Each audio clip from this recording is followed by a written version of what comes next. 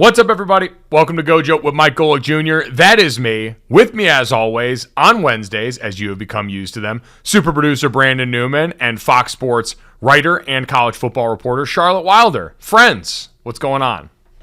Mike, how you doing? Are you off IR?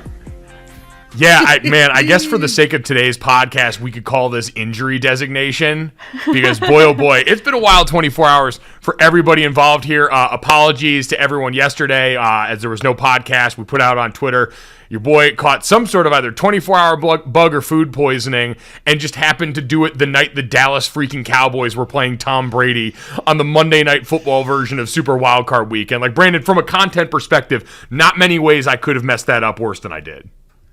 I think the game handled it for you, though. Like, if anyone, is that fair? Like, I feel like whatever we saw, if anyone saw that before they turned on their video games and just tuned out, they wasn't expecting much from Gojo the next day. No, there was nothing really, nothing to say about it. We're gonna say some stuff about it, but like it didn't have to be said. No, it certainly didn't have to be said in the immediacy there. So we will get to that. We got a great show today. As always, make sure you download, subscribe, rate, and review wherever you get your podcast. 5-star rating, all that good stuff. And check us out on the DraftKings YouTube channel. We are going to get to reactions from that. A pair of old NFL quarterbacks trying to figure out what the hell they're going to do with the rest of their lives. And the top 5 celebrities we would want to be in a booth at a sporting event with based on what we saw last night.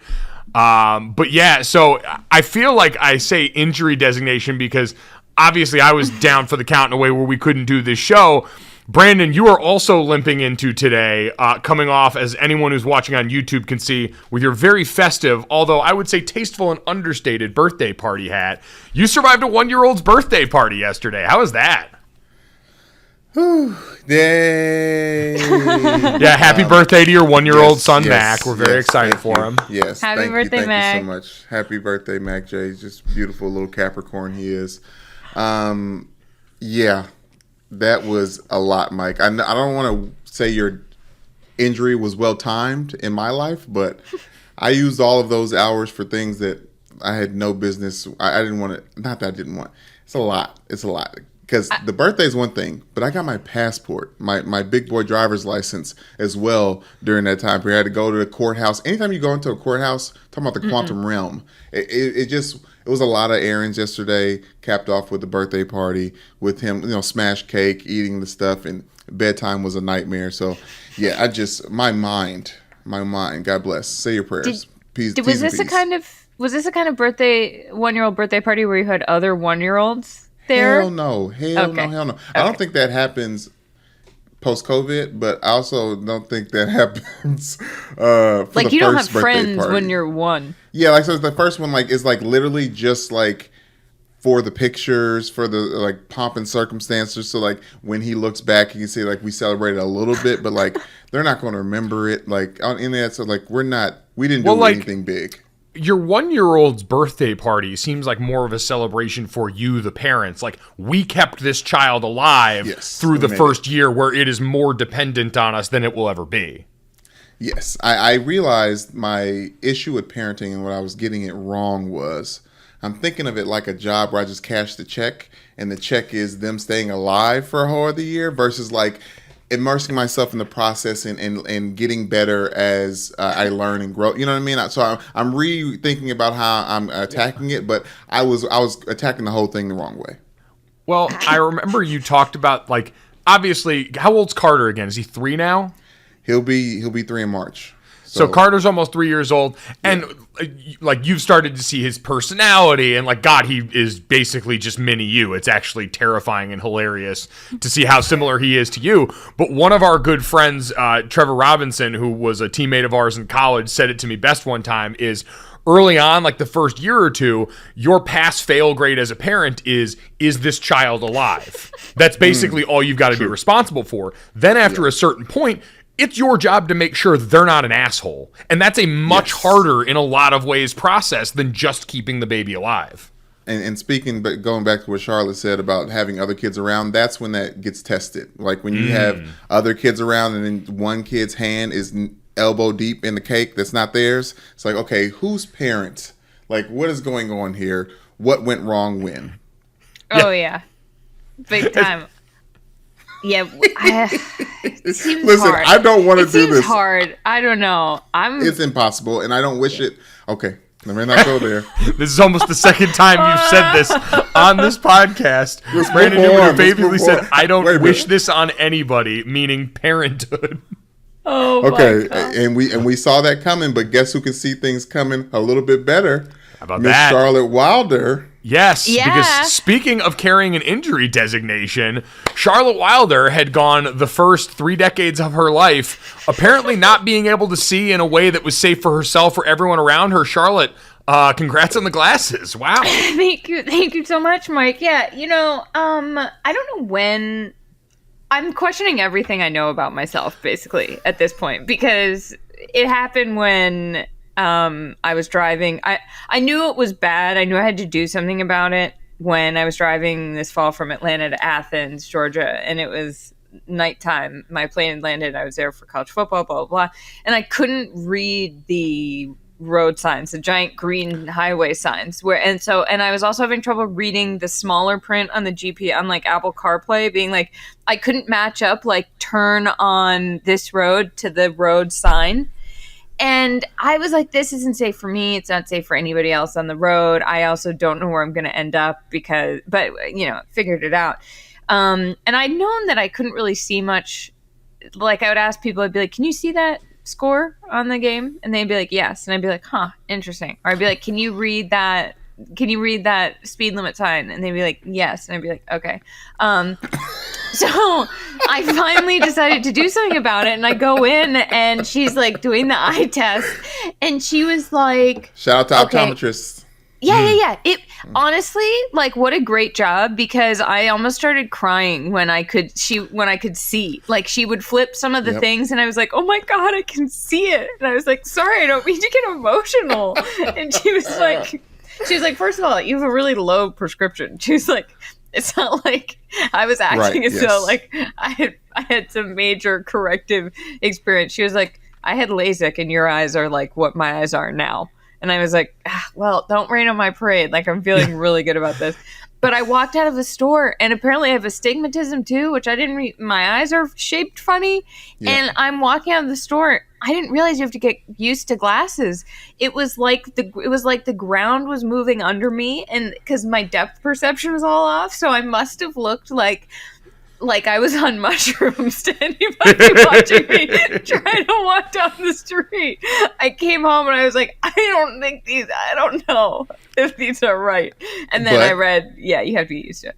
Well, are you obsessed with them now? Because once you are able to see, it gets a little addictive.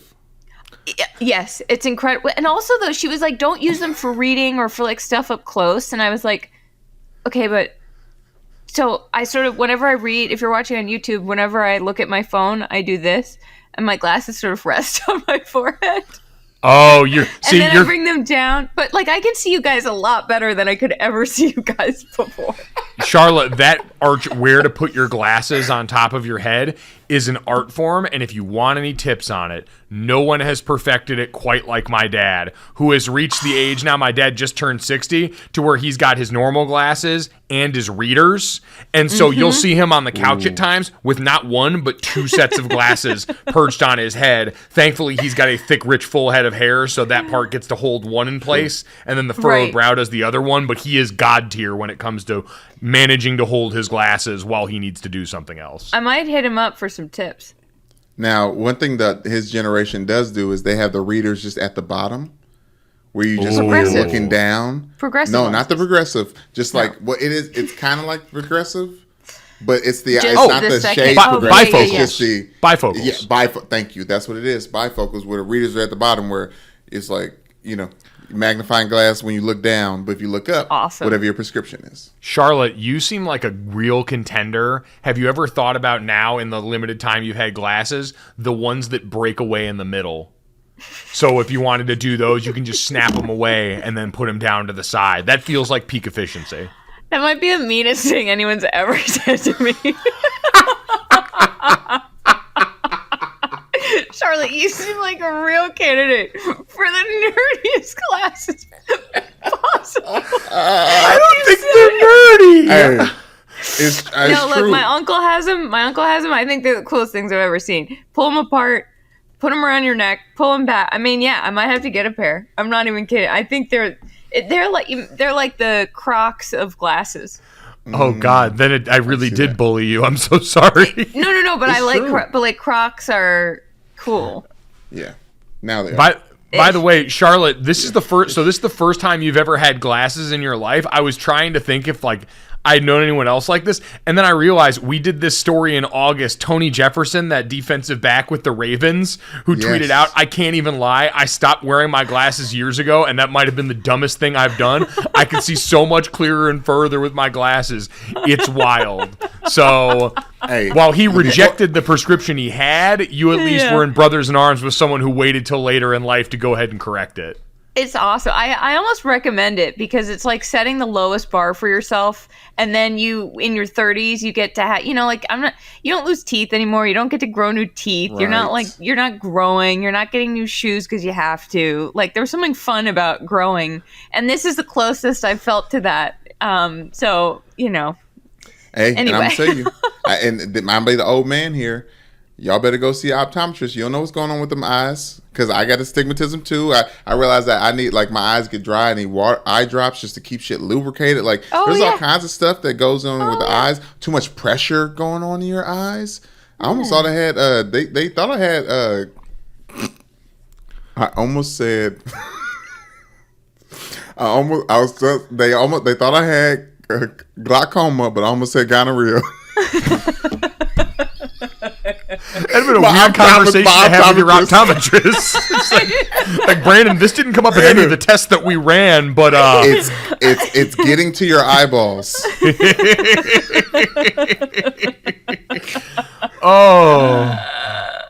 But yeah. it does feel very nerdy though. I would say that, like, Mike has had LASIK. I remember the day he got him. I was like, oh damn, Mike got LASIK. But bring it back to my child Mac.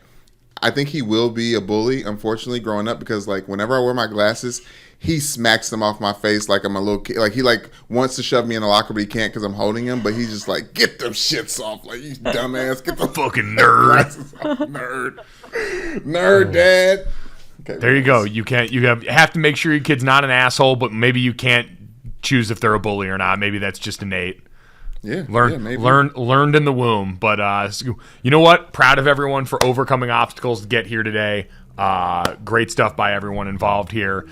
Speaking of people learning things in their advanced age, let's talk about Tom Brady getting sunned in the Super Wildcard weekend Monday Night Football round. Charlotte, you brought it up.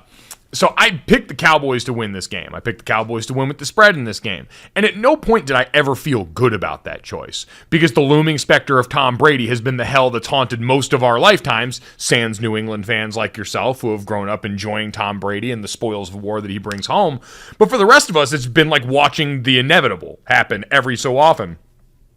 And to watch that happen on that kind of stage, based on what Tampa had been this year, shouldn't have been surprising, but somehow still was. Like, Charlotte, as someone who has consumed Tom Brady as a football player for the majority of your adult lifetime here, is that I'd imagine that's what it's like for someone to watch their dad get beat up. Like, Yes. I always said that's like the most jarring thought to me, is watching my dad get his ass whooped in public. That has to be the closest thing for people that are Brady fans, what happened last night. Yeah, I was going to go a step further and say, like, that's what it feels like to realize God doesn't exist. You're like, we're... Wow. I'm We're not really gonna say alone that. on this I space said, rock. Yeah. It's like, I feel you though. Like death, taxes, and Tom Brady. And when you take one, I think what it all comes down to, I think we're all actually much more egotistical about athletes than we will admit, because it's a marker of our own mortality. So for me, having watched Tom Brady play football, 23 years now, 20, whatever, most of my life, he came along when I was 9 or 10. If he had stopped at a normal time, I would have been like, wow, what a great run. Like, I loved Tom Brady.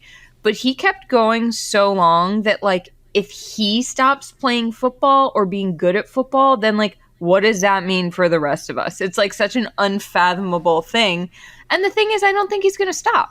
And that also makes me very sad because Yeah, you gotta know when to leave the party. I think we are just all way more aware of it now. And I think part of it's the world, right? Like social media, the increase in access, Tom Brady's increased presence on places outside of the football field. Now, he became one of those athletes that was a brand overall. We know it's quite literally with the clothing line and the TB12 stuff, but he started to transcend sports in a way that very few people get to, especially in a team helmet sport like football. And so he's become much more invasive in our lives overall. But yeah, that's just it. Like once we started seeing those moments happen more often, like after San Francisco whooped their ass earlier this season, and you've got Fred Warner and Dre Greenlaw going up to him after the game, full on fangirling. Like, this is amazing. We have dreamed of this. Once we're around long enough for that to be normalized behavior for everybody, the whole thing hits different. Totally. I also think that I want him to stop because I don't ever want to see, you don't want it to get sad. You don't want to start feeling like, well, this is my question. Is it sad? Like if you gave Tom Brady's entire career to someone and said, "Hey, eventually your marriage will fail and eventually like that'll be a reality of your life." I won't even say when, because if Tom Brady got divorced year 3 into the NFL and then had this career, wouldn't hit nearly the same, wouldn't feel nearly the same. But if that was the value prop for most people where it said, "Hey, this will be the end result for you here, but you'll get all of this," I feel like 99% of humanity's taking Tom Brady's life and career at this point, right? I wasn't even saying like personal life sad. I mean like athletic, like I want to, I find it's like I don't want to see you like this. Like I don't want to see you like Emmitt Smith in a Cardinals jersey. Yeah, I don't want to see you get absolutely destroyed by the Cowboys whose kicker misses every kick. Like that wasn't even a factor in the game because and it wasn't like, you know, Tom Brady's team didn't play well around him. Like he sucked. And I was like, I don't want that for him, for me. I had to, it's also such a sickness being like a Tom Brady fan or being a New England fan for that long that I couldn't turn the game off. I watched the entirety of that horrible game because I was like, if this is it, I need to watch him walk off the field. I watch SVP to see his press conference. It's like a real, he's like such a, regardless of what you think of him or what you think of him, if you were a Pats fan and he brought you the greatest sports joy sustained that will ever probably exist, it's like you can't unplug from that. But you also weren't supposed to, and he gave you a reason to come back because 4 minutes left in the fourth quarter? Yeah. Mike Evans drops a touchdown that after they complete an onside kick, one of the umpteenth, how many ever onside kicks that have actually been successful this season, like Tom Brady was still in it. If it wasn't for Mike Evans always dropping one of Tom Brady's deep balls. And I think as much as I want to say Tom Brady was bad, which he was bad, that that offense, like it was stagnant. It was boring. Like it seemed like everyone had no air, no juice in the room, even at that big Raymond James Stadium home game for this wild card. Like it, I want to say stick a fork in him. He's done. But what we saw was a disjustice and a disservice to his ability because of whatever Todd Bowles had out there. Well, I think too, like what we saw was also predictable given the formula going in. Cowboys defensive line versus a Tampa Bay offensive line that had been banged up and injured since before the season. Got Ryan Jensen back, who had been their starter during the Super Bowl run, is the driving force, one of the leaders on that team, but hadn't played all year long, just came off IR and then played in this game. It wasn't going to be perfect. You had to reshuffle more guys around that group, and you're going up against one of the best pass rushing units in the NFL. And what did we see? Kind of like, I want to say it was 2015 Brady when the Broncos were going to the Super Bowl that year, and he was under duress every single play. And Tom Brady is many things, but a mobile quarterback capable of doing what Dak Prescott did on the other side, which is get your team out of trouble when there is pressure and find a way to make plays. That's not Tom's bag. And so when you do what Dallas was able to do to him up front, it's going to render even the quarterback as great and accomplished as he is pretty obsolete against that kind of issue that I think Dallas was uniquely positioned to cause for him. So when you look at Tom Brady overall this season, I don't think there was necessarily a bad player. It definitely wasn't vintage Brady. We're past that, but I know he set his, the completions record or broke his own completions record this season. Like, there's probably a couple more years of balling, dude. And to bring in, like, his personal life and everything else, I don't, if last year wasn't enough to get him to stop, I don't know what about the formula of this season would also be the thing that got him to stop going out in the way that he did now and having the trajectory going forward where he's going to be an unrestricted free agent that gets to choose his next destination on top of that. I think you guys are right. I think I spoke too emotionally as a former Patriots fan, because I think when you get used to a magician, if he can't pull out magic tricks in even the most dire of circumstances, it's very easy to think, oh, well, he doesn't have it. And yet at the same time, after the game, I was like, okay, he's going to go play for another team and he's going to be great if they surround him with the right pieces, because it reminded me, yes, 2015 Brady, which I cried on my parents' couch after that game. I'm not proud of it. When they lost to, was it the AFC Championship? Was that? Yeah, I think I forget if it was the division of the championship, but I think it was to Denver that year. Yeah, it was either divisional round or I think it was the championship. But it also reminded me of 2019 Brady, of his last game with the Pats against the Dolphins, which was just like ugly. And I was like, oh my God, is he done? And like, he might not ever be done. But at what point, I think part of it just amazes me, because like, I'm, as we've established, 33-year-old with glasses. And if I do a particularly difficult 20-minute bar workout, I feel like I got hit by a truck, and I can't imagine getting literally hit by a 300-pound man at the age of 46. What is he? 45, 46? It's just like unfathomable. 44. By the way, I think it is 44. funny that last night he could have, in theory, gotten hit by a literal bar, since Anthony Barr plays linebacker for the Cowboys. Ooh. There you go. It makes total sense. And you heard 45, excuse me. Yeah, no, 45. It's how you become in range for a movie like 80 for Brady to be made about your life. But how impressive is it really? Mike, I know you have a point, but this is a stupid one, so you save that one. Is it really impressive when in fact it's just like, it's like smokers are going to smoke? Like, Brady's going to play football. Like, he's addicted to his vice. Yes. It is football. He does it like, I want to be impressed, but he's kind of made his life so all he has to do is this. Well, it's interesting, like, the obsession that you need to be great at this level. I heard JJ Redick talking with Quentin Richardson and them on the Knuckleheads podcast.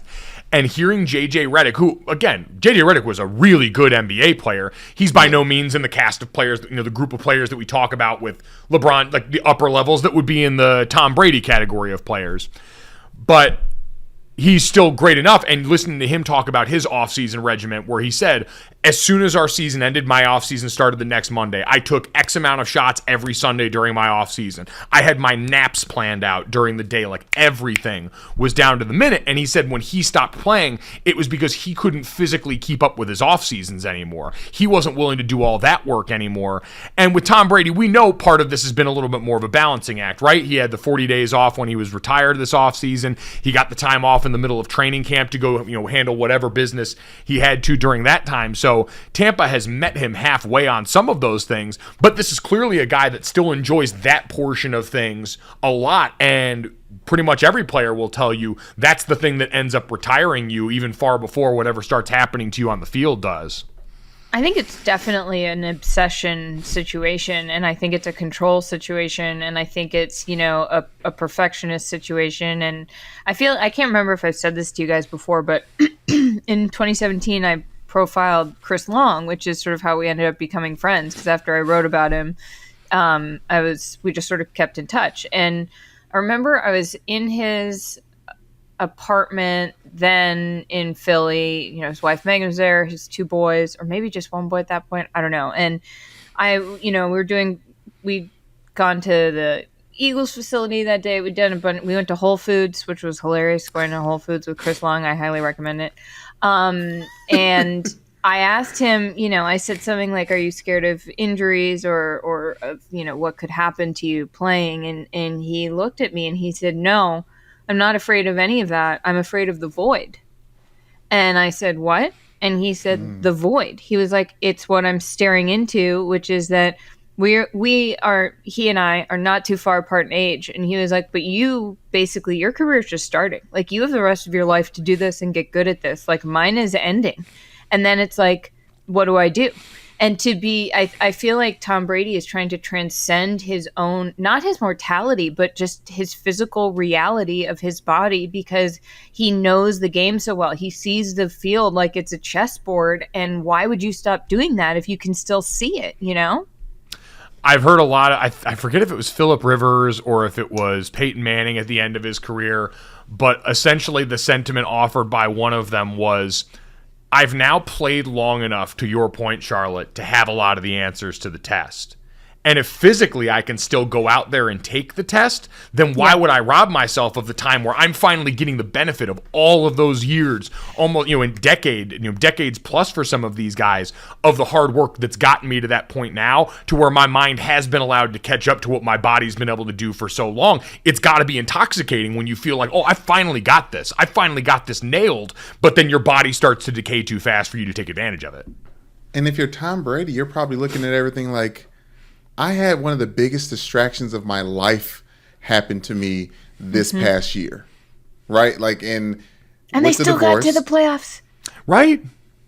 As a wild card, because he's a little bit of an inevitable being. So I think that yes, he has an opportunity to try again, but I do look at the team that takes him slightly thirsty. Like they have to be thirsty to take a 45-year-old Tom Brady at this point.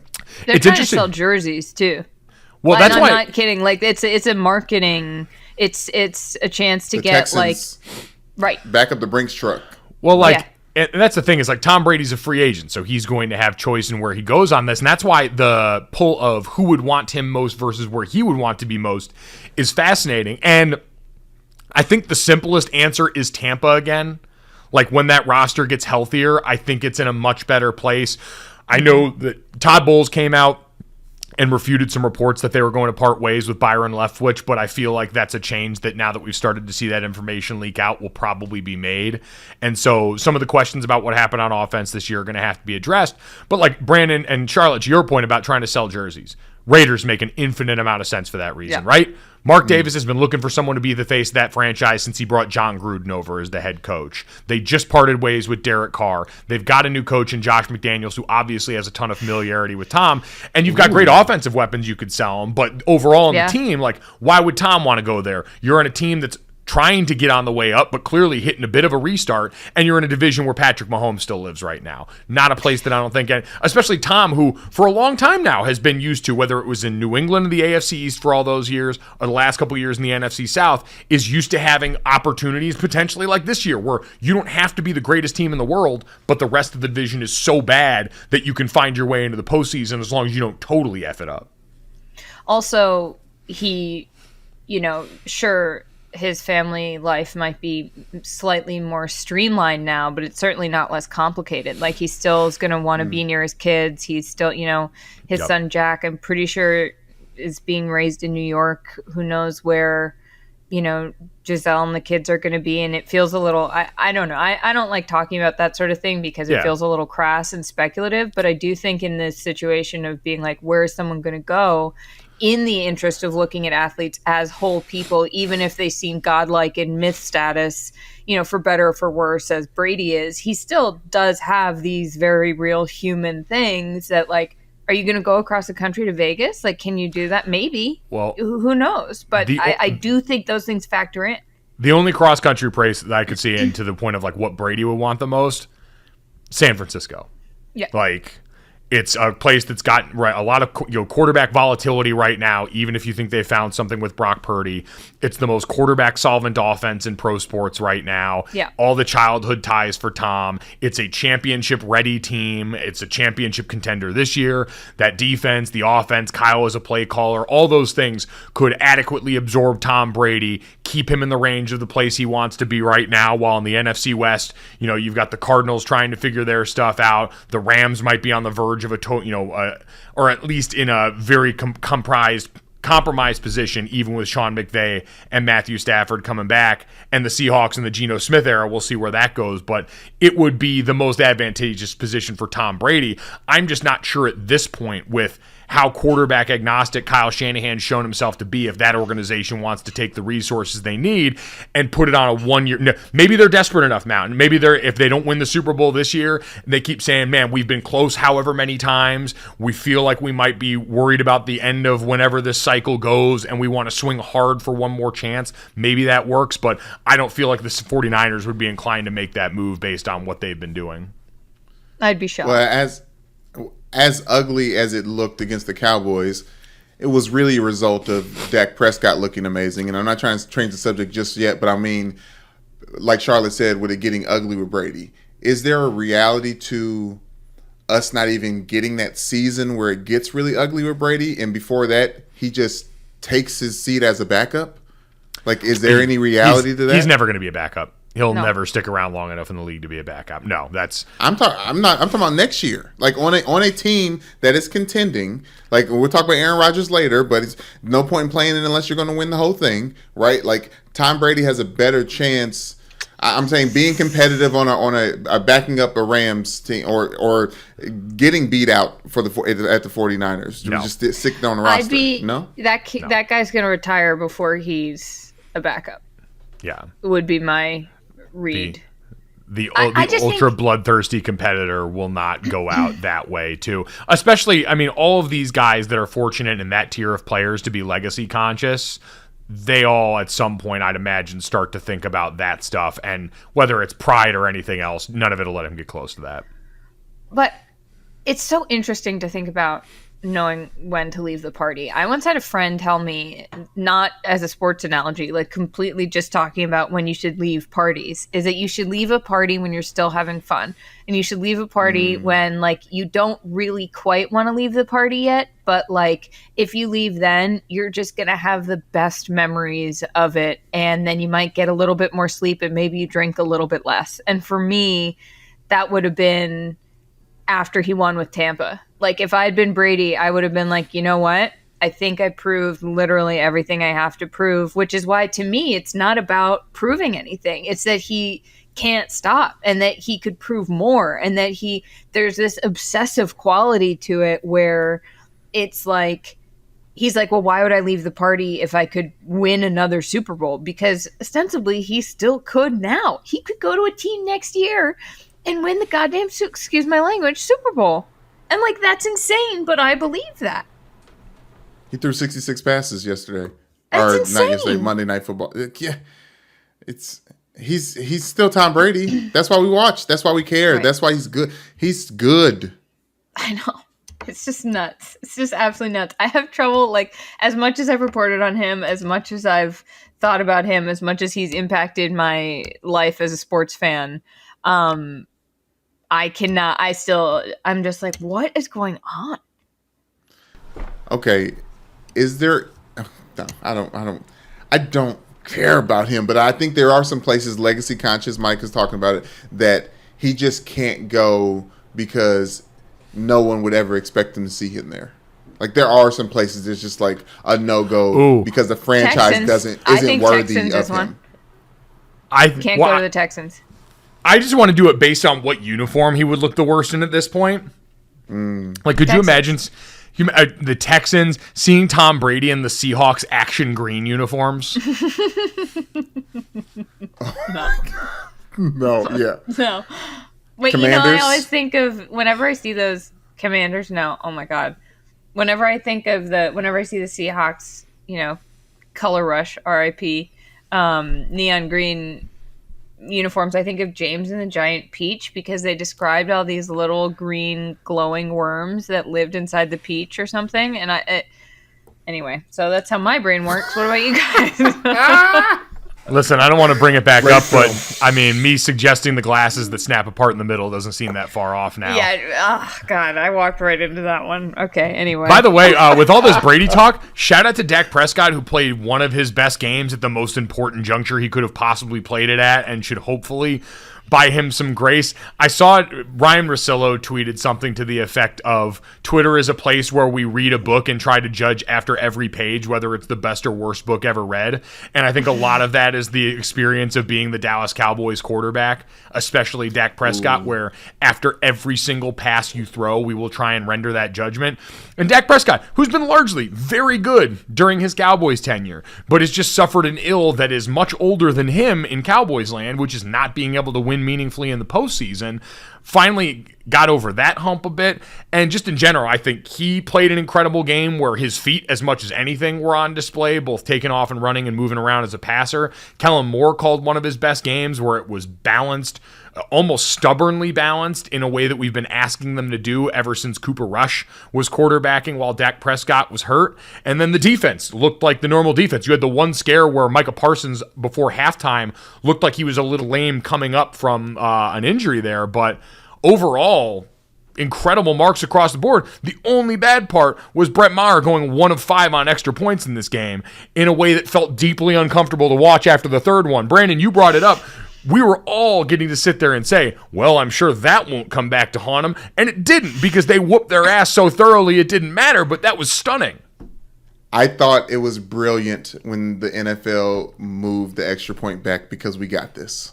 Because when it happened, like the doinks and all the things that happened, like they really did make NFL games more intriguing, and all those things matter a lot more, because I forgot whatever the yard line was before, but it was too automatic. Like, this has been amazing ever since they just moved it back a little bit, and I love a nice missed kick, because kickers, I love it.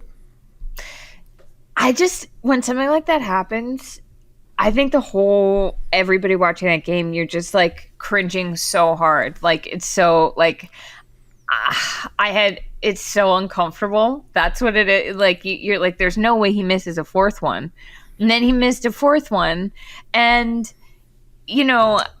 I do think that it's a testament to the game the Cowboys played, that didn't matter. I think everyone's like, talking about, will it come back to haunt him with Brady or what? It didn't, because the Cowboys came and they did what they had to do. And to bring it back to Dak for a second, the fact that he's the first quarterback since Troy Aikman to win a road playoff game, this is one of those things where, as much as I think about fans or do whatever this job of mine is, I cannot believe how popular the Cowboys are.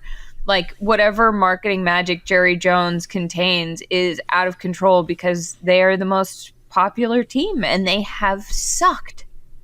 They've absolutely sucked. And so to it, on some level, I kind of hate the Cowboys, but I also kind of just want their reality to match up to their vibe at this point. So I'm almost like, good, like, go win the Super Bowl. I don't even care. Make it just, if that's what it's going to take to make it make sense, then like, go for it. So I can reconcile this in my own brain for once. You know what I mean? Yeah, I think the same thing with the Rams when they won the Super Bowl. Like, it made, because they were knocking on the door before, but like, everyone's like, okay, yeah, now we understand why the Sean McVay thing, Matthew Stafford, like, the 1-year contracts, like, it makes sense. Yeah, I'm with you, especially when it comes with Dak. Like, he's so good, and he was good out of nowhere. He was one of the first quarterbacks where it was like, oh, but they just don't have film on him. Like, that's why he's so good. And then he just kept like proving that he was like as good as he was when he took over Tony Romo in the preseason. But I don't know if the world is ready for a Cowboys Super Bowl, and especially not a Cowboys Super Bowl win, just because the fans are so annoying, or not annoying, so dug in, and like, in the fact that whatever the cocaine was in the 80s, like, that was the Michael Irvings, the Emmitt Smith, like the things that, like, people just can't quit it. Like, I know it was a big in the African American community with the Cowboys. That's why you see a lot of black Cowboys fans around the country, just because it was so beautiful and cool. It was like the Miami Dolphins, the Miami Hurricanes back in the day. Like, I understand the swag of it, but like, it hasn't been cute for a very, very long time. No, man, I'm trying to think of which fan base, and I think the answer is actually pretty easy to this, because the first thing that jumped to my mind when you said the thought of the Cowboys actually winning the Super Bowl would be that would be nationally like one of the biggest stories that could happen. And for sports media people, like, God, the Cowboys in a Super Bowl is catnip. You would watch this. You would watch this industry get back to like pre-2008 levels of just untouchable financial viability. The one that I thought of that would be as big brand-wise, but infinitely more chaotic locally, would be if the Knicks won an NBA title. Like, oh my God. Because then you'd watch New York burn. New York would actually burn. Like with the Cowboys, there'd be no physical ramifications. It wouldn't be like a college thing where you saw couches burning. If the Knicks won a championship, it would be like a college level celebration going on in New York City. There would be people outside the window I'm sitting in front of just like setting off fireworks. It would be insane. I don't know. I think sometimes with these divisional rounds, like the storylines are so good that I'm like, oh man, I wish this could just be the Super Bowl. Like the, Bengals and Chiefs. I mean, not divisional or championship rounds is like the Cowboys with Dak playing the Niners with out of nowhere Brock Purdy is so fun that I feel like that's a teaser of if either of these teams that are still in our minds so legendary can make an actual run in the playoffs. That's when you're going to start. Like, I do think that sports media, it's going to be chaos and it's going to be so fun.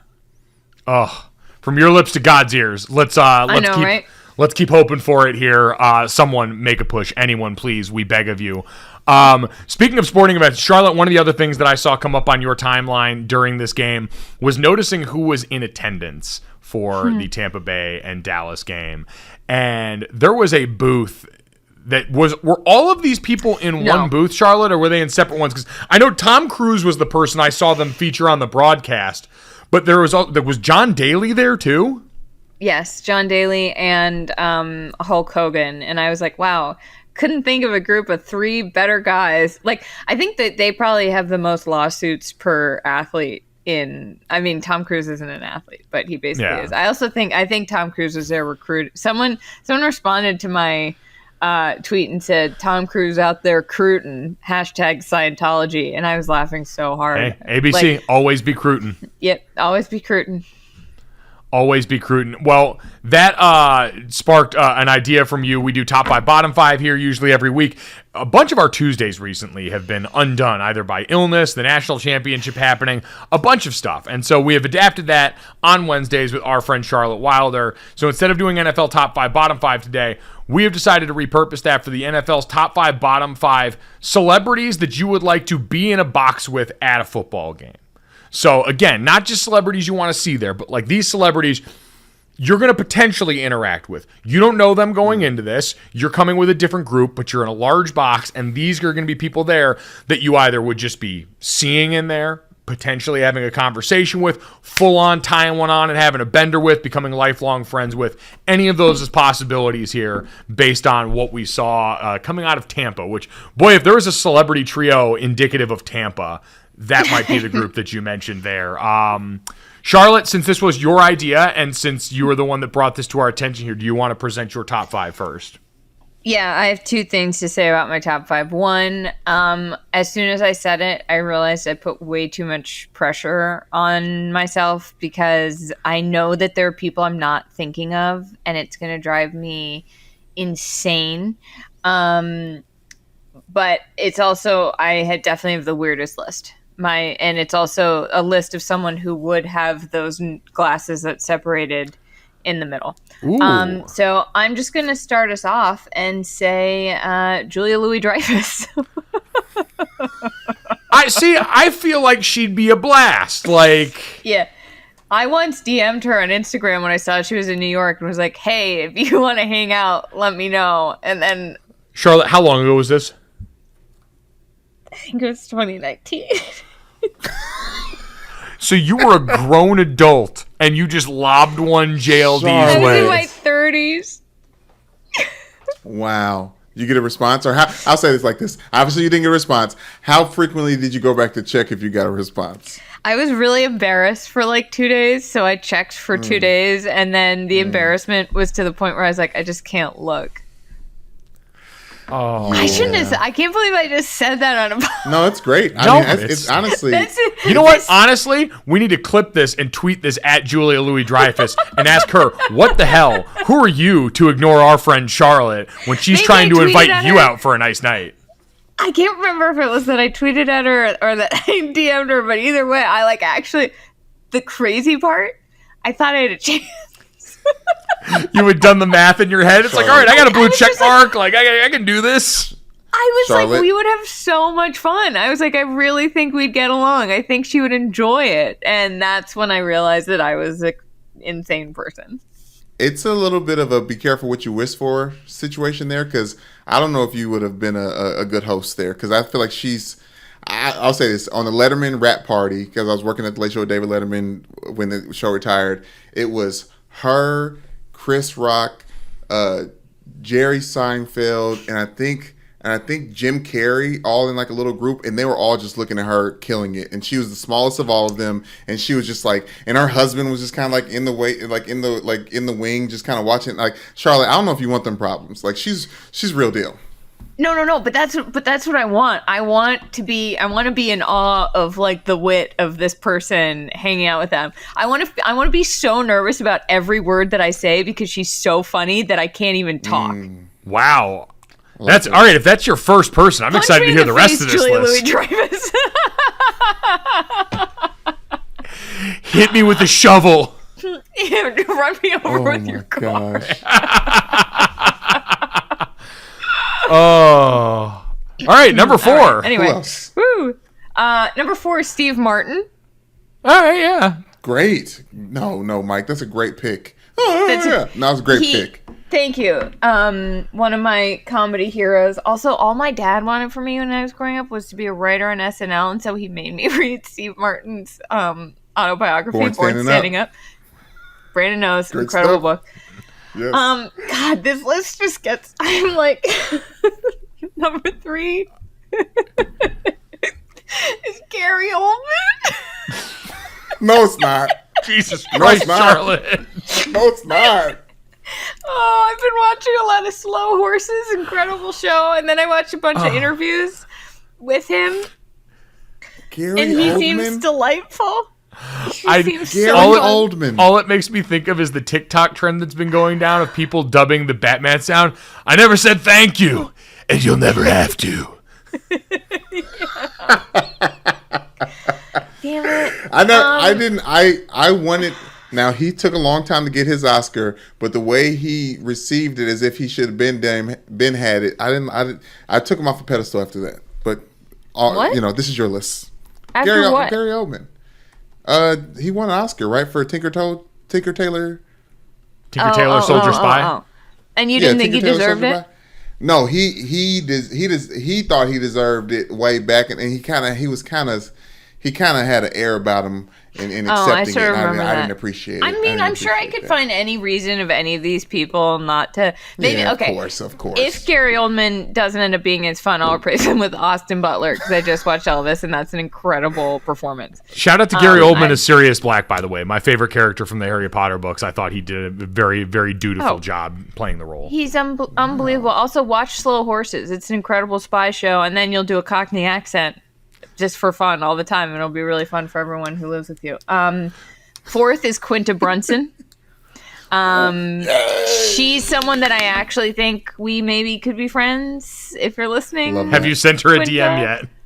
No. I was going to say this first, and then we'll tweet this at her, and then I'll be like, hey, so I love comedy too. I think you're a brilliant writer, and see if she responds. Yeah. And number 5 is Dolly Parton.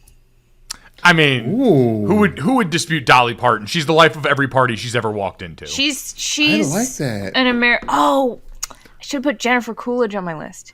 Oh, wow. Very honestly, timely, but also timeless. Yes. Maybe replace Gary Oldman with Jennifer Coolidge.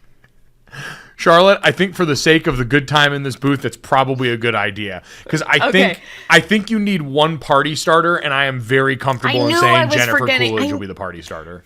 Yeah, I knew I was forgetting the obvious one, and it's Jennifer Coolidge. So can somebody else go? Because now I've thoroughly embarrassed myself.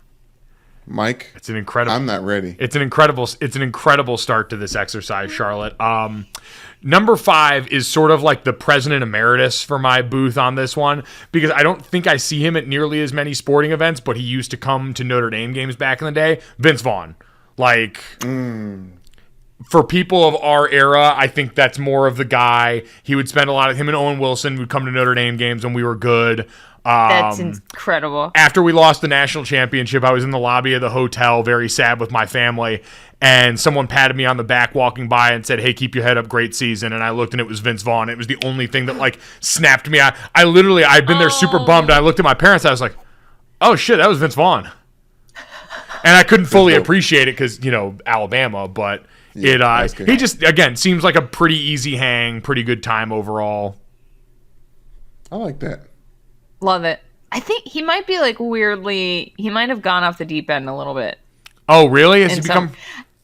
I think he might have a little bit, but I don't know that that's for sure. I'll look into it and get back to you. I was gonna say all of these are patent pending. If we find out that this person, I always said I need Your problematic fave. I need a database of if someone's done something recently problematic to stop me from doing something like this. So for the sake of this exercise, let's let Vince Vaughn be like Wedding Crashers era fun. If he's gone off the deep end somehow, then I'll sub him out with Will Ferrell, basically the same type, and I don't want to judge people by their skin tone, but it looks as though his torso isn't getting enough enough blood flow. Like he looks like he's very like he looks moist. He does. He looks moist. Okay, Mike, what's your next one? Also, I just want to preface mine by saying I didn't realize that we were ranking them. So mine is a chaotic order that I didn't plan. Sorry, go ahead. That's fine. You know what? And just for safety's sake, cover my ass on this list. Number 5 is now Pete Davidson, because I need to know there's going to be someone there. Yeah. Again, he's just at every sporting event now. Like, unfortunately, I'd have to worry about, like, am I going to end up sleeping with Pete Davidson before this is done? I don't know. Which would it's be possible so for all of exciting. us. Yes, it'd be an honor to be a notch on his belt. So, Pete Davidson now takes over on this list after some mild Googling. Number 4 on this list, in the interest of having a party starter, Lizzo. No one more fun. No one that's going to bring the right amount of energy to that setting. Because sometimes those boxes can be a little bit stuffy, and you want someone who, again, is going to walk into that box as if it's their own living room and play some flute that'll piss off people and dance on everything. So it'll be a great time. Shout out to Lizzo, dynamic. She is a chameleon. Number 3 on my list, this has been a member of my top 3 Dead or Alive dinner party for years, Jon Stewart. Have always wanted to meet Jon Stewart, The Daily Show's very own. Someone you'd probably tuck off with to the booth and have a little bit of a conversation. But, big sports fan, certainly dialed in on that front. Going to offer a lot to the party there. The last 2 are the real powerhouses. Number 2, Ryan Reynolds. Wow. Ooh. Yeah. Obviously, very hot on the sports scene, right? See, I'm not just puffing you up or whatever that saying is, Mike. I could see you being like legitimate friends with Ryan Reynolds. Charlotte, I don't know where that comes from, but like I'm like, you're not friends with him already? Much like how me saying the snap-off glasses thing was the meanest thing I could have said to you, this is the nicest thing anyone's ever said to me. Because Ryan Reynolds seems like he is the coolest. And obviously that's not just because him and Blake Lively are super close friends with Taylor Swift or anything. Just generally seems like an easy hang. Tied up, with sports. Obviously, Wrexham FC has been a huge, celebratory point for the last couple of years. Mm-hmm. But again, comfortable in an owner's box or in a box at a sporting event too. Awesome guy. His role in Blade Trinity is one of the greater tour de forces of on-air cussing I've ever seen. Like Samuel L. Jackson levels of on-air cussing.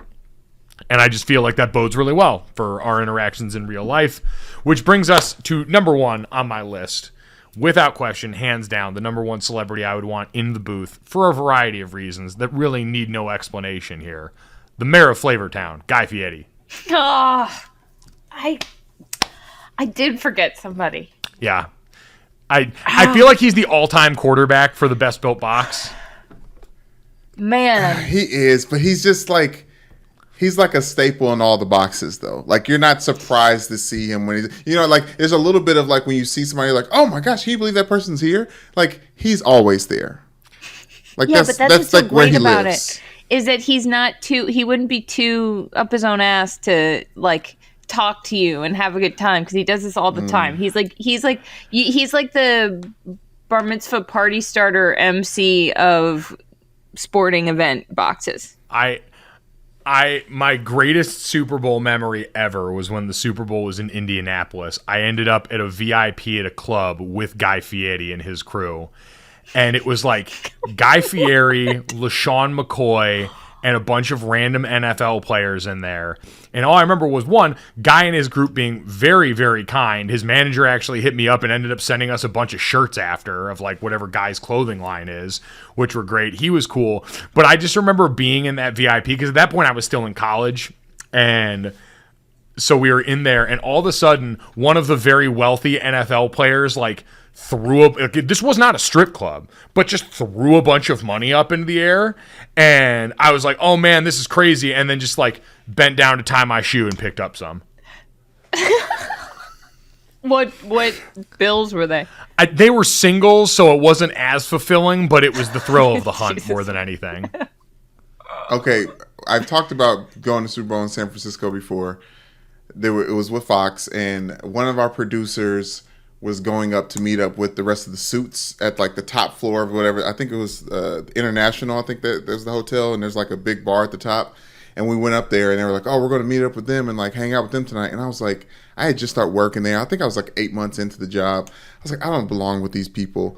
We got up there, and at this dinner of high rollers was all the suits at Fox, and then Guy Fieri. And I was like, I'm going back down to my room. Like, I'm not, I didn't even like, I ghosted the situation. Like, I backed out. I was like, I don't need to be here. Like, this is y'all's. You punted on a Guy Fieri night? Yeah, I wasn't ready for that, Mike. I wasn't ready for that. Why was he there with the executives? Listen, that's what I'm saying. He's everywhere. That's what I'm trying to say. You know what he like, is? Seeing him ain't that special. He's like the celebrity Holy Spirit. Like, you know that spot where it looked like you were just alone getting chicken tenders for the third time in the box? Oh, that was when gosh. Guy Fieri carried you. Yeah. Jeez. That's fair. Yes. Yeah. Brandon, do you have your top five? I do, and one thing I feel like you guys are missing is just like that retired baller. Like, there's something about the retired baller being there that's special for the rest of the group too. Because like, like the celebrities have to say, "Did you see this person is here?" Right? And I don't know if this person gets that, but they get that from me. Now, he may allegedly have killed someone, but Ray Lewis, like, I would love if Ray Lewis was in the box, because that's just my Ravens, like, big fan. He's a good guy. I love him to death. He got in a lot of trouble. I don't know if you guys remember when OBJ had the pizza possible line thing. Ray Lewis went on, I may have told the story in this podcast before, but Ray Lewis went on Fox, I think Speak for Yourself, I was working for him at the time, and said that Odell Beckham is getting away from God, and that's his problem, and that's his issue. He needs to he grew up in the church, and he got away from it, and he needs to get back to it to get right. Now, if you've been paying attention to OBJ, he has been pushing his religious agenda a little bit more. Anyways, when I saw Ray Lewis just randomly in the studio, I told him, I was like, "Hey, people giving you crap? Great take. I love that take. He need to get back in the book. He need to get back in a good book." And he dapped me up. He's like, "Brandon, I knew you." Like, that's what he thought. I was like, "Yeah, boy, I got you, Ray. I got you, Ray." And also, like, there has to be somebody that people are afraid of there. Anyways, moving on. Bill Hader. Ooh. Oh. Bill Hader. Because I mean, he's just like such a human, such a wonderful, talented human. Like, he listens actively. Like, he's just, and also just very talented, and like can say the things that, like, you go home repeating, like, "Can you believe he said that?" Ooh. You know what I mean? In a conversation. He also seems to have this like inherent sadness about him, where he wants to talk to normal people because he's so sad, and celebrities make him sadder. Yes. Does that mean invite Bill Hader to your box because he's got an inherent sadness that can only be satisfied with normies? No, yes, I do. Charlotte, actually. I saw it as there has to be someone there who's so famous and people want to talk to them, but they actually don't want to be there. Like, they feel uncomfortable, because I feel like the other celebrities will like cling to that. It's like, oh, I got to make Bill Hader feel comfortable. Like, let me talk to him about Barry. You know what I mean? Yep. Yeah. Okay. Coming up next, this may be a little bit too same, not at all. Kevin James, my hero. Okay. Hell yeah. You gotta have the real sports fan there as well. Like, the real sports fan celebrity there as well, who's like in the shits a little bit. And he's just, when you talk about physical comedy, I mean, have you seen his airport TSA bit from 2003? Woo, No. so good. But I'm about to. But no, just Kevin James.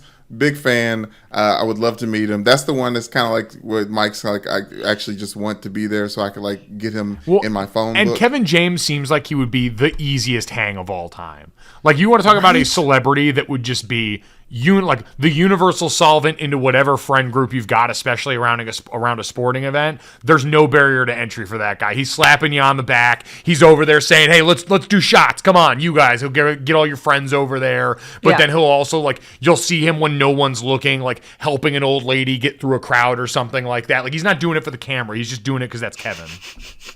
Yes, and he seems like somebody, like, if you hit it off and you make him laugh a couple times, you're in his next movie in some way, shape, or form. You're in his next movie. And as someone who used to live in LA and had accidentally impressed some celebrities, you get invited to the next party if you do well enough. It's Brandon, I could see them making Paul Blart Mall Cop 3 a buddy comedy with you and Kevin James. You'd play a great mall cop, Brandon. Thank you, Charlotte. Thank you. Oh man, you could probably the shit out of a segue. That started out off as a joke, as like the mean thing I could say to you, but now I can kind of see it. I can see you in a helmet on a Segway. Oh my gosh, I have such a welcoming smile as well. But moving on, this person is not that famous, but they do like sports, and the camera would love to see them. Barack Obama. I would love to see ballin' ass Barry. He's not that famous. Yeah, that was a little sleight of hand. Oh, okay. That was a sleight of hand. I was throwing you guys off. Okay. Oh, okay. Yeah, no, he's 44. I didn't think of Barry O when you said not that famous, so you got me. Yeah. Barry O 44. Yeah, I think I would love to see him in a box, because, just rubbing elbows with him, and then maybe Michelle will be there, which is like, I probably should have had her on the list off top. But then lastly, guys, pulling up the rear. Last but not last, Drake. Brandon, I'm not kidding. When I was putting together my list, I was looking up, like, I was just looking for, like, to jar my memory, like, pictures of celebrities at games, and I saw Drake, and I went, God damn it, Brandon's going to have Drake on his list. I know it. Well, Mike, I'm just saying he's probably going to be at this Super Bowl because Rihanna is performing, and oh my because God, of what and he's Kanye still shooting his shot. What Kanye has done since then, they're not doing run this town tonight with him and Jay-Z. I think that's scrapped from the list for Rihanna's playlist, and I think it's going to be filled with more Drake songs. And I'm telling you, the top boy from the North, Toronto, I feel like he's going to be in AZ for the SB. But that doesn't mean I want him in my BOOTH. Why not? Drake. I am so anti-Drake. Why? He does creepy shit. He was like DMing Millie Bobby Brown when she was 13. Like, you don't do that. She was famous. She was famous. I don't buy it for a second. What do you mean? My biggest problem with him is I feel like he would just be trying too hard the whole time in the booth. Like, obviously, like, whatever team he adopted for that game, he would be cheering way too hard for. He would be, like, rubbing it in other people's faces, the fandom that he adopted minutes ago here. It seems like all of it would be excessive. That could, though, be a great bonding agent for everybody else in the booth. Thank you. And that, to be like, this guy, like, to imagine Barry, imagine Barack Obama being like, are you seeing, like, turning to him and being like, is Drake serious right now? And you can be like, oh, I know, it's so annoying. And then you and Barry O are just bonded for life because he talks shit about Drake in front of you. The amount of, like, daddy issues that could be up there, though, like, it could make for great conversations. We're talking about a guy who grew up with a Jewish mother, and his father was a failed musician from Memphis, Tennessee, one of the blackest cities you could ever go to when it comes to just music and sonically and things. Like, the dynamic And I just thought this Barry and Barry with Bill Hader and wow, Brock. berries. Damn. I mean, Drake would Drake would make a line off of that night. You know what I mean? Like we would get mentioned in some way or shape or form later on. That's probably the biggest advantage to having Drake in the booth is you would 100% be a part of a later used lyric. 100%. Immortalized. Yeah. All right, well, at Gojo Show on Twitter, if you've got any that we missed there, if you've got anything that would be better, or if you want to give us your top 5 celebrities to be in a booth with at a sporting event. I won't even say just an NFL game, a sporting event.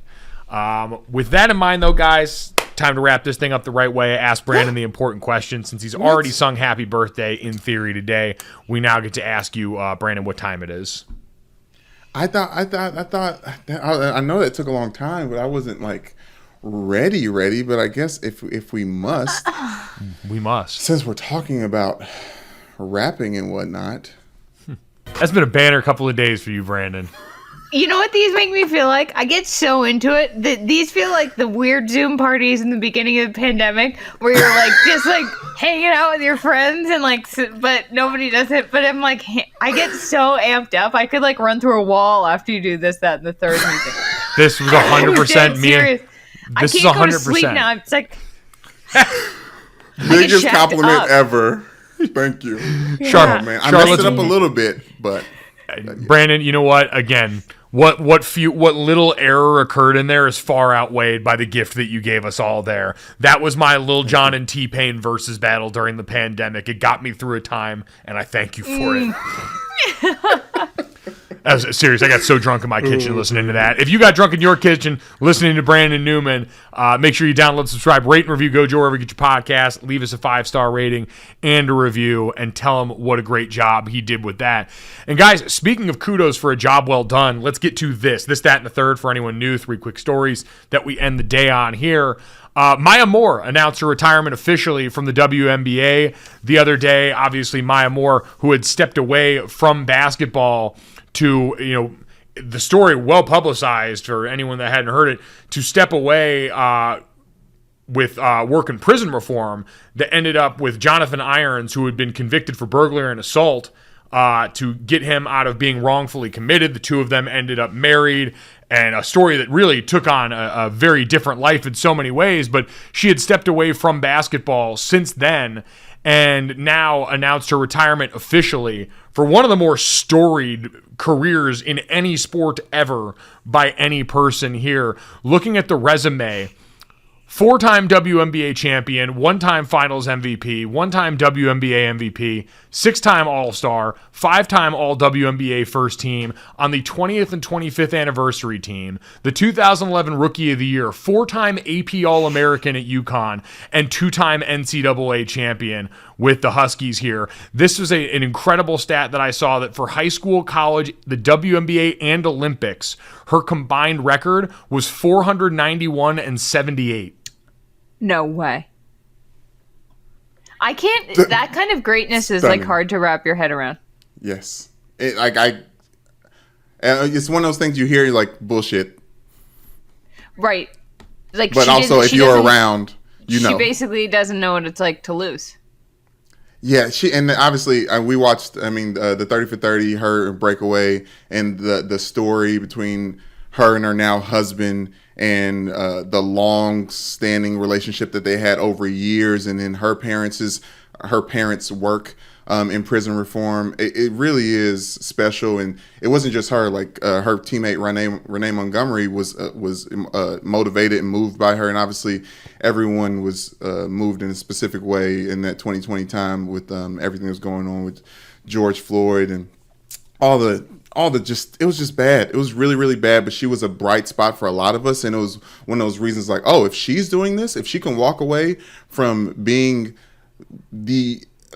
arguably one of the best WNBA players. I know we had the 75th anniversary, so everyone's kind of doing their like top, like number one, WNBA player. Like, she walked away from an amazing career for her life. And just for her to officially retire, like, one of the greats.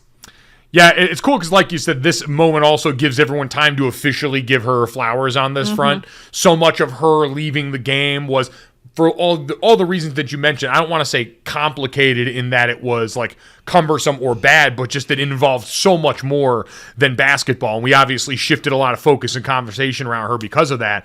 But man, it is also one of those staggering moments. There is nothing more damaging to my frail ego than finding out someone who's accomplished so much is my exact age. And seeing that Maya Moore was 33 years old depressed me in ways that I was not prepared for.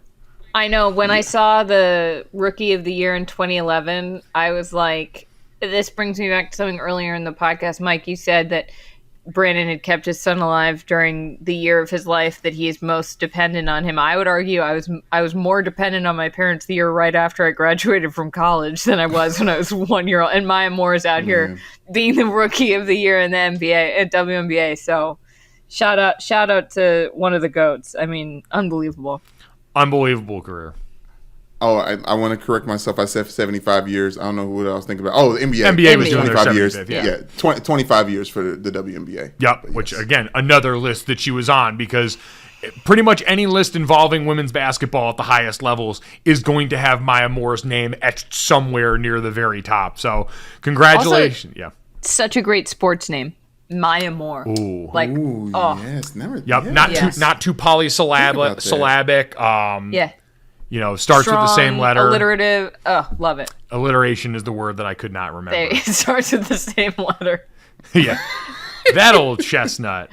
Guys, let's get to that here. This happened the other day while we were missing the show because I was sick. CJ Stroud, the Ohio State Buckeyes quarterback, officially declared for the NFL after a pretty lengthy period where there was a lot of people speculating about him actually returning to Ohio State. There were, unfounded but whispered about rumors of a potential NIL package that was probably being put together to try and keep him in a Buckeyes uniform. But he ends up, after playing his best game of the season and the last game of the season, even in a losing effort, heading towards the NFL, where he's going to be in a conversation for the number 1 overall pick, at the very least going to be in the conversation of a top 5 pick. And I would have been stunned. Like, I get we're throwing around money now in college sports that's different than ever, but it ain't like the money that's waiting for you over there. Like, the only sell I could have seen was you get to still stay in college for a little while, which, as people that have been out of college for a long time, and everyone always says, like, hey, stay as long as you can. If they're also going to pay you, that's a little more enticing than it would have been beforehand. I just, when I heard about people talking about, like, maybe he'll stay for this NIL deal, I was like, is the NIL deal worth $20 million? Like, what are we talking about? Like, what math are people doing here? What car dealership is going to put up NFL-style money for this kid? Because otherwise there's some part of this that's, like, either completely under the table or it just doesn't make any sense. Like, I couldn't even fathom it. So I'm really glad that I'm glad he declared. I'm glad he's not risking injury for another year before he can get that major money, hopefully. But how much it did leave me thinking, how much money would it take for me to postpone my purpose and my greatness for a year? Like, if somebody was like, you can go do this thing that's going to help you forever, and it's like where you're going to be and where you want to be for a very, very long time, but just 1 year. Like, what's that number? Well, but that's the thing, is that it would have to be not only where you want to be and where your career is going to be, where you're going to get the most money. Like, right. It would have to be like triple the money to make me stay and not go get the money. Like, I'm not saying money's everything, but I'm saying money's a lot. You have to think about the inflation that comes with moving to real life, because anyone that's ever bought drinks in a college town will remind you, everything there costs less. So if you're getting 3/4 of an NFL salary in a college town, you're essentially God there. I couldn't imagine making a 7-figure NIL deal living in Starkville, Mississippi, or South Bend, Indiana. I mean, I would have Waterville, Maine, dare I say it. My brothers and sisters in Christ, I promise you, in South Bend, if I had come into that kind of money, I mean, I would own Finney's. I would have made sure that Fever never closed. I would have revitalized and gotten Vesuvio's, the pizza place, up to health code so it could have still been serving students today. I would still, to this day, own multiple parts of that town.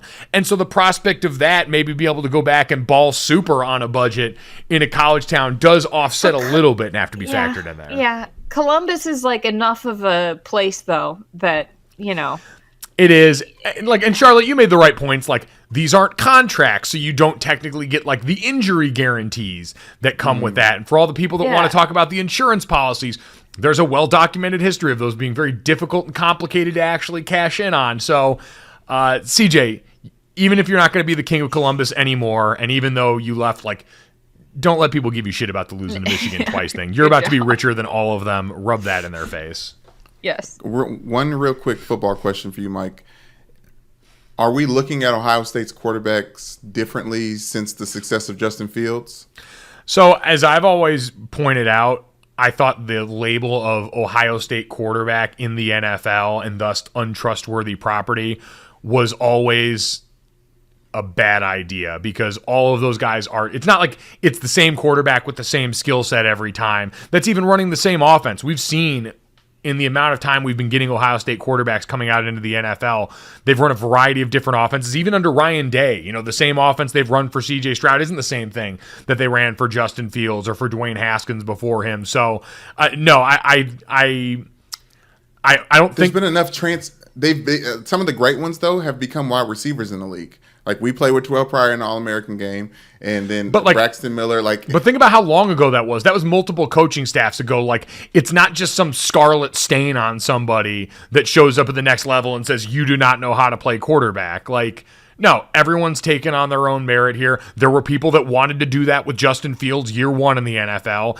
and in year two, because he was able to will himself out of a situation that was so bad otherwise, protection-wise, that he looked really great. Now we're willing to kick it to the curb. Like, no, it's a reminder that it's really hard to make a transfer to the NFL, no matter what great school you play with, if the organization's not ready to give you the support you need in the right ways. Hence Trevor Lawrence, who's down in Jacksonville and had to deal with one of the things that people would probably look at as a good, sturdy part of Ohio State winning, and that was Urban Meyer for a long time. So, yeah. But, I talked to Craig Krenzel this fall, speaking of Ohio State quarterbacks. Another great name. Yeah, really great. True. Yeah. Guys, let's get to the third. This was an interesting story, but not for the reason it's going to sound like on the surface. Live Golf is apparently close to securing a television deal for this upcoming fall. Not with any of the normal network partners that you would assume. They're actually nearing a broadcast deal, according to Front Office Sports, with the CW. Ooh. Yeah. My network. The Charlotte Wilder. Charlotte. Anytime I hear the CW, I'm like, shout out. I just thought, look, this is a great opportunity to make some money. That is true. Podcast Live. That is true. Human rights. I mean, listen, at this point, Phil Mickelson basically. Just full disclosure, yeah. I don't own the CW. If anybody out there believes that, I don't. I don't. And the human rights part. I want to meet the one person listening to this that thought in that moment, they're like, oh man, Charlotte Wilder, she said she hadn't accomplished much by 33. She runs the CW. What are you talking about? Look, I'm gullible, Mike. I want to protect other gullible people. So. But before we get into the golf of it, Mike, the CW, we're old enough to remember when it was UPN and WB. Yes. Wow. They merged together and became the CW, and then started this primetime soaps run for a very, very long time. So much so that we got a chance to watch the Vampire Diaries. Shout out to them and all the spinoffs that came from it. But they've been a force ever since they've merged what is it? J Frog, Michigan J Frog, and just kind of put his hat up with the WB. You guys remember that? Oh yeah, the frog. Yeah. Yeah. Hello, my baby. Hello. Yeah. I don't know. I just the CW is making a move that may keep them in business for a long time. So, Brandon, my only pushback on that, because when I was doing my research into this, because as Front Office Sports points out, the CW, as far as audience reach, has 37 affiliates nationwide, stations in 5 of the top 10 U.S. markets, and reaches an estimated 100 million U.S. households. But I have to question how viable the CW is anymore when, upon further research, did anyone listening to this know that they had revamped Legends of the Hidden Temple? No. I, for years, have been campaigning for people to bring back the old Nickelodeon game show, Legends of the Hidden Temple, one of the greatest young game shows of our time. Absolute fire. And they've done it. Yes. They've got a show where adults are competing on Legends of the Hidden Temple. It is the straight up, uncut, unfiltered version of the game that we loved as kids. And nobody fucking noticed. Do you know how bad your network's got to be for nobody to notice when you brought back Legends of the Hidden Temple? Like, what a failure PR-wise, on every level. I can't forgive this. We would have gone on it. Yes. And I still will, by the way. The CW, did I say not great? I meant, listen, perfectly fine, totally capable broadcast outfit that should call us. But seriously, how? That's insane. That is one of the more mind-boggling things I've ever heard. Well, marketing is bad, which is kind of hand in hand with Live Golf, right? Maybe that's what CW gets out of this. They get the Live Golf marketing arm to then, because God knows the highlight Live Golf tapes. has marketing money. That was what I was thinking of, and why I was like looking up, like, oh, what other shows are on the CW? Because a part of every broadcast on like a network is, and coming up after the game, you've got the afternoon window on CBS is famously called the 60 Minutes window. So when you're going up to the end of those games, you're getting right up to the ticker. This would be, and coming up next on the CW, season 3 of Legends of the Hidden Temple. Did you guys see? It's like one of the only decent SNL skits of the past 10 years. But it was maybe last year they had Joe Buck and Troy Aikman, actors impersonating them, and Joe Buck had to say, and that coming up after, don't forget to. Sorry, let me start that over. He'd be like, and on Tuesday at 7:30, don't forget to check out Fox's new show, Crazy House. And it just gets like weirder and weirder. He's like, a show about a puppet who lives with 2 girls, and like it snowballs into like the weirdest possible. Anytime anyone said, like, even last night or tonight, whenever we were watching the Cowboys Bucs game, and Joe Buck now at ESPN said, don't forget, on the Thursday of Super Bowl week, NBC will be broadcasting NFL honors. And Tyler and I looked at each other and went, and don't forget, Crazy House. Like, it's all. Anytime I hear an announcer plug something, I'm like, next week on Crazy House. Anyway, can't wait. It is that ridiculous, though. Can't wait to watch Crazy House on the CW coming up after Live Golf. yeah. We, by some measure, may be considered a crazy house. If you've enjoyed it, make sure you download, subscribe, rate, and review Gojo wherever you get your podcast. Leave us a 5-star rating and a review. Check us out on the DraftKings YouTube channel so you can see my weird hotel room background, Charlotte's wonderful new background that she has trotted out for us today, and Brandon's special party hat. Thank you so much. We'll talk to you guys tomorrow.